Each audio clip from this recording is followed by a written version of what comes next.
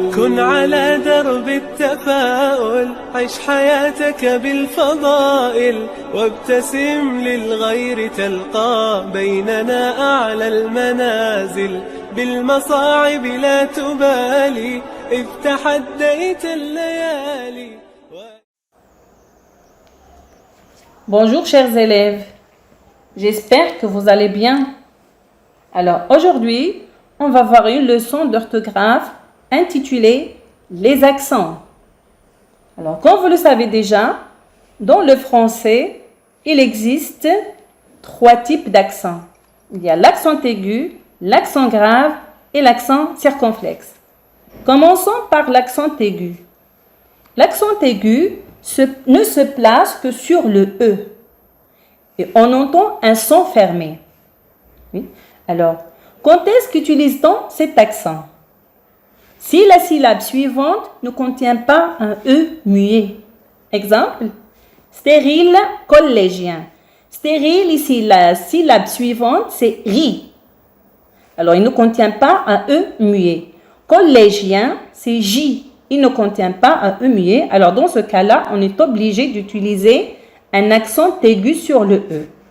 Deuxième situation, au début d'un mot. C'est normal quand un mot commence par un E, avec un accent, on met un accent aigu. Exemple, épice, école, été. Écoutez s'il vous plaît, ici il y a un son fermé. Épice, école, été. Situation suivante, à la fin d'un mot. Alors, à la fin d'un mot, toujours on est obligé de mettre un accent aigu sur le E. Exemple, passer, planter, donner. Aussi, dans les préfixes.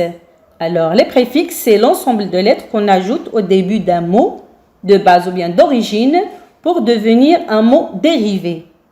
Alors ici, exemple, démonter, réanimer, mécontent.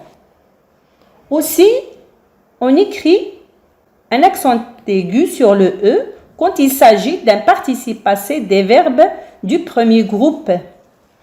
Alors maintenant, voyons le deuxième accent, l'accent grave. L'accent grave se place sur les voyelles E, A, U. Ici, il s'agit d'un son ouvert, tout à fait différent du son fermé avec l'accent aigu. Alors, quand est-ce qu'utilise-t-on l'accent grave?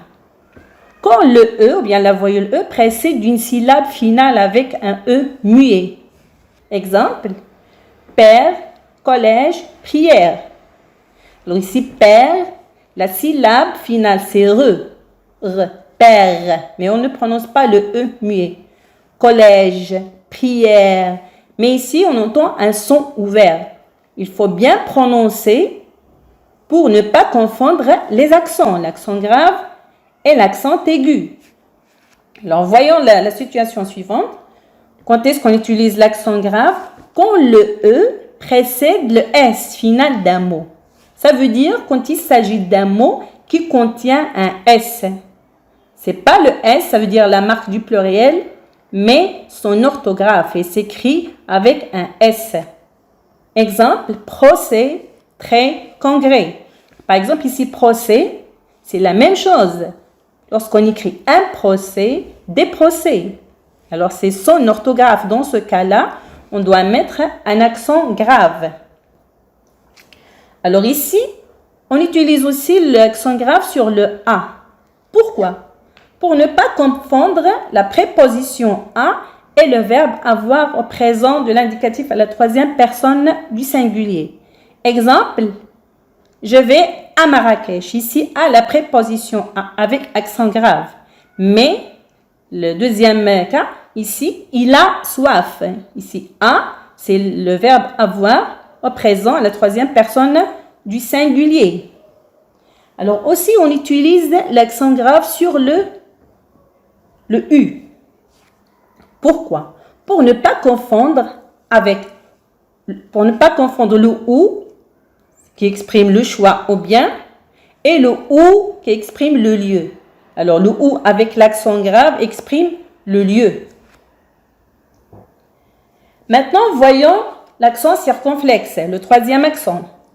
L'accent circonflexe peut coiffer toutes les voyelles sauf Y. Ça veut dire on peut placer l'accent circonflexe sur le A, le O, le U, le I, sauf le Y. Exemple, château, hôpital, île, forêt, flûte. Alors ici, à savoir, par exemple, hôpital, on devrait écrire hospital. Mais le français, au lieu de prononcer le S, ils ont remplacé le S par l'accent circonflexe. Forêt, forestier.